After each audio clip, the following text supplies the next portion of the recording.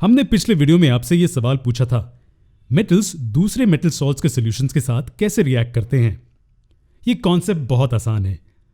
ज्यादा reactive metals कम reactive metals को उनके कंपाउंड से डिस्प्लेस करेंगे।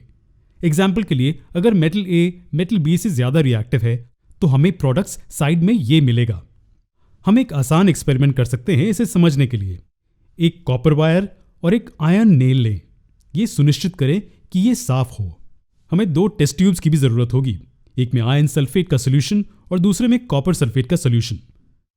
अब कॉपर वायर को आयरन सल्फेट के सोल्यूशन में डाल दें और आयरन नेल को कॉपर सल्फेट के सोल्यूशन में। हम आधे घंटे के लिए रुकेंगे और देखेंगे कि क्या होता है।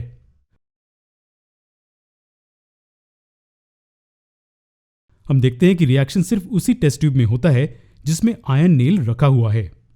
हम ये देखते हैं कि नेल एक पिंकिश ब्राउन मटेरियल से कोट हो जाता है, जो और कुछ नहीं लेकिन कॉपर है। और इसे रस्ट ना माने, ये रस्ट नहीं है। ये इसलिए होता है क्योंकि आयरन कॉपर को कॉपर सल्फेट सोल्यूशन से डिस्प्लेस कर देता है।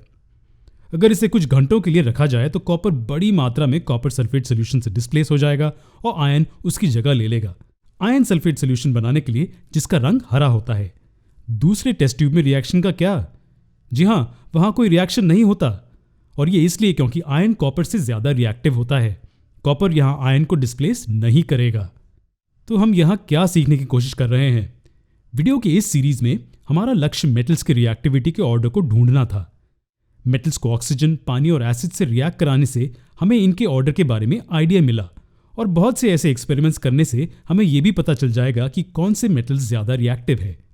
तो बहुत से एक्सपेरिमेंट्स और ट्रायल्स के बाद ये रिएक्टिविटी सीरीज डेवलप हुई है। मेटल्स की रिएक्टिविटी कम होती जाती है जब हम ऊपर से नीचे की ओर बढ़ते हैं।